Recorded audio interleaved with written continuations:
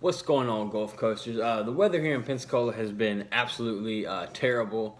The last few days that I had a chance where I could have went out and caught some fish, it's either been 15, 20 mile an hour winds, windy and rainy. You know, it's just not been very ideal conditions to be able to go out and get on the water. So today I'm going to share with you guys one of my favorite recipes for a fish that we've been catching a lot of here recently, the sheepshead. It's a really easy recipe to make, super good. And I also have to announce my 500 subscriber giveaway. I did a completely random drawing. What I did was I went through all my comments and counted each different person that had commented on it, and I think it was like 54 different people. And then I put it in on a number generator, and I just let it generate a random number 1 through 54.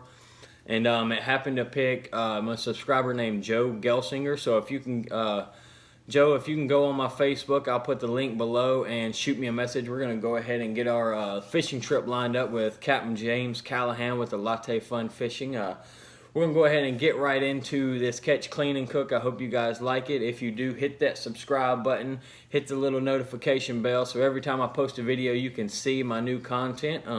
But you guys go check it out. Stud.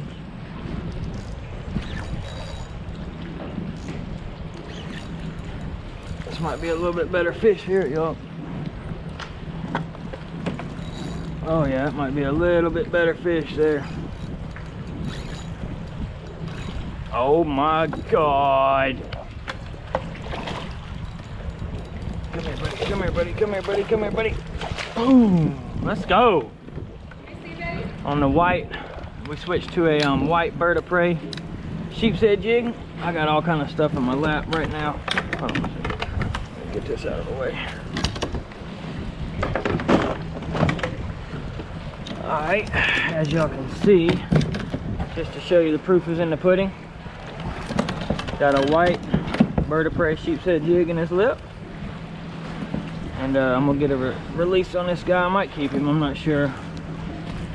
But as you can see, white bird of prey jig right through the lip. Don't get no better than this, y'all. Alrighty, y'all, I am on. Got a nice sheepshead. Come here, big boy. Yes, sir. Got him on the same bird of prey jig we were using earlier at the other spot. Phew! That fish right there, man, they're thick down there. It's like every drop I'm getting 4 or 5 nibbles before they finally take my crab. Alrighty, y'all, we have another beautiful Pensacola Florida sheepshead. This guy here probably ate about 10 of my crabs, and I finally got a hook in him. So he's gonna get to go in the cooler for that. Alrighty, y'all, so here's the sheepshead.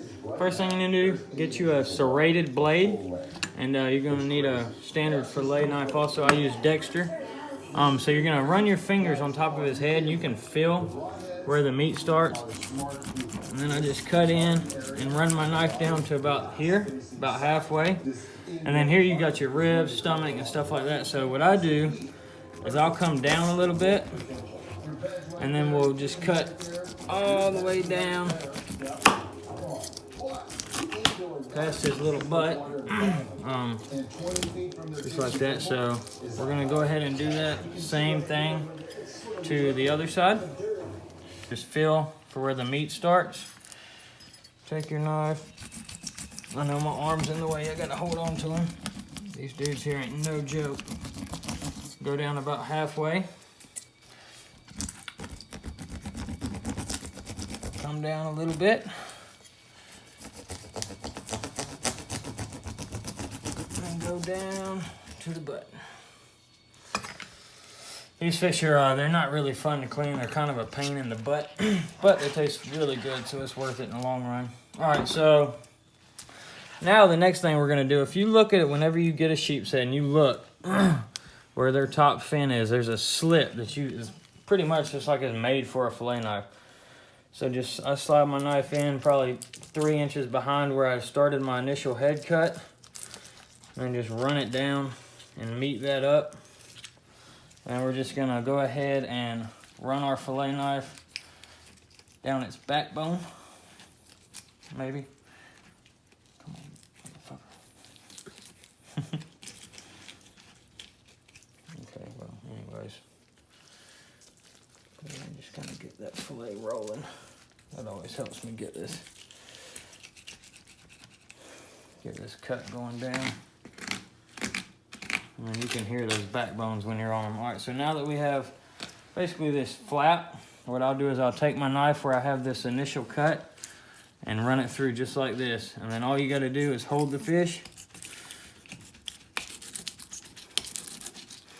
slide your knife down, open it back up, and then sometimes you will have a little bit still hung on the rib cage. So what I do is just take it and it'll fold right off just like that. And then we'll go ahead and do the same thing for the other side. Start up here in this groove. Get your knife in, run it up, meet it.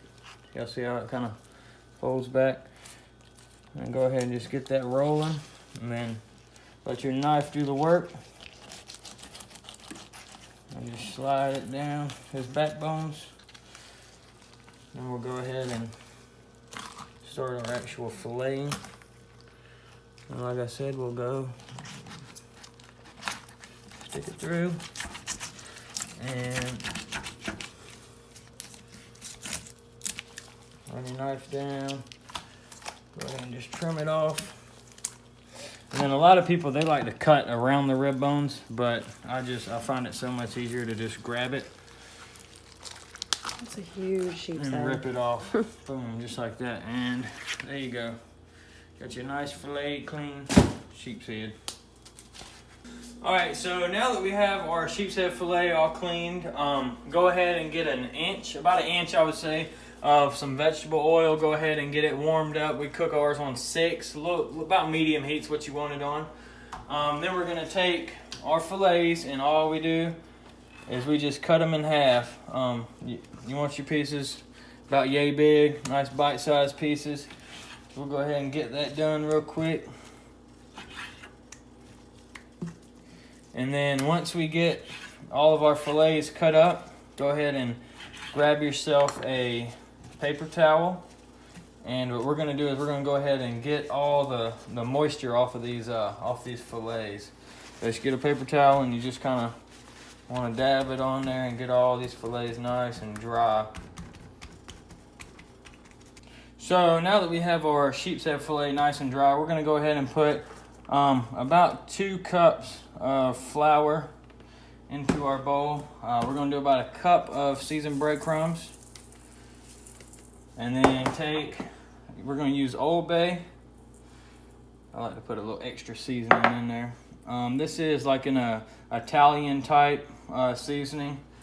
Go ahead and put a little bit of that in there. And if you like spicy, go ahead and put some crushed red pepper flakes, and I put a little bit of cayenne pepper in there also. And now that we have that, what we're gonna do is we're gonna go ahead and add a little bit of milk. And when you're mixing this all together, you want your consistency to be about like what pancake batter is.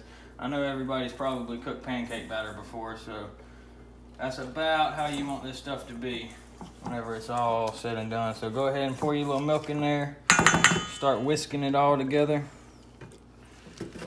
and then just feel for that consistency that you're looking for. All right, y'all, so we're getting pretty close to about how we want it. This is about what you want your batter to look like when you're done. All right, y'all, so we're gonna go ahead and test our oil, make sure it's really hot how we want it. Get some breadcrumbs, drop them in there, and you want it to sizzle just like that. So now we're gonna go ahead and take our fillets, and we're just gonna lightly batter these. You don't want a super coat on there, because you can put too much. I'm trying to get the feel for it real quick. All right, so this is about how you want your fish to look. And we'll just go ahead and drop that guy down in the grease. Go ahead and get you probably 3 or 4 of them in there at one time.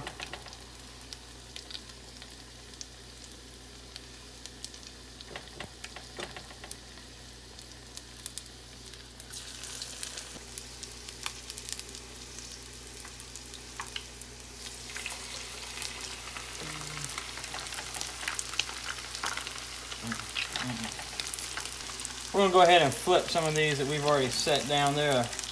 Oh man, those look so good. You want them to be a nice golden brown kind of look to them. That's exactly how you want them. And you just keep on lightly battering this fish, and then throwing them in the grease. Make sure you're watching them though, because you don't want to burn them. You can smell the Old Bay.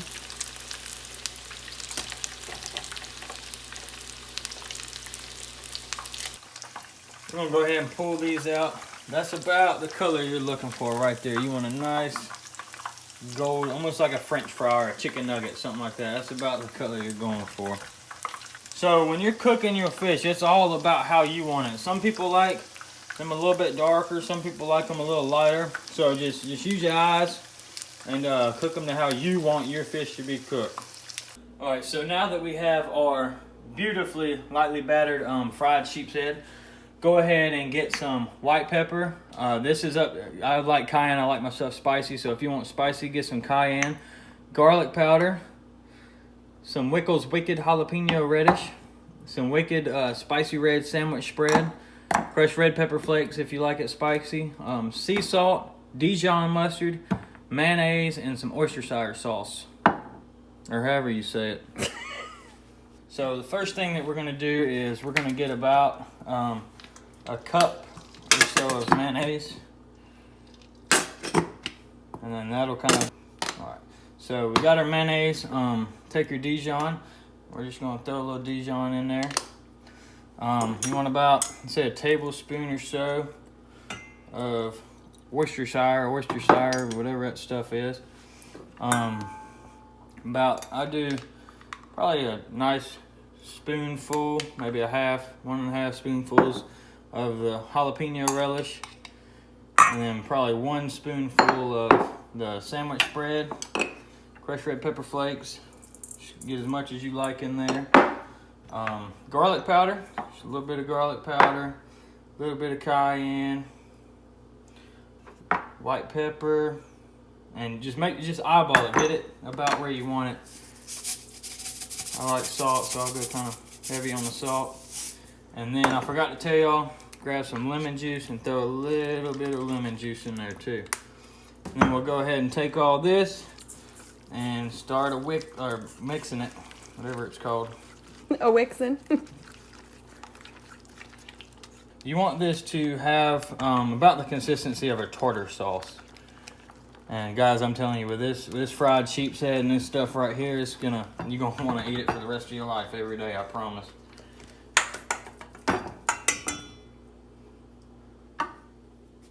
Then taste this stuff. I mean, y'all, you cannot beat that. Get you a little bit of that. That's it right there, guys. I'm telling you. All right, so our next step, go ahead and get you some hamburger buns. We're gonna make ourselves some sheep's head hamburgers. We're gonna lightly toast our hamburger buns just because that's gonna give it that extra kick that we need. Go ahead and get some pepper jack cheese out, get a little plate, and as soon as these hamburger buns get done, we'll put this thing together and show you guys what it's gonna look like. We got our lightly toasted buns. We're just gonna go ahead and take some of this sauce we made and get a nice spread on each bun. Just like this. We're gonna do 2 pieces of cheese. This is pepper jack. You don't have to use pepper jack.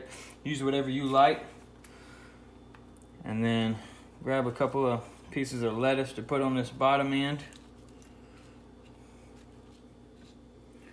And then just pick out whatever piece of meat you want. Actually, I think I'm gonna do it like this. I'm gonna do 2 of them. Put your bun on top. And voila. If you guys use this recipe and you like what you tasted, go ahead and hit that subscribe button, like, comment. Let me know that you use it. Let me know what you think about it. If you did anything different, share. I can try it. We're gonna go ahead and give this a taste real quick.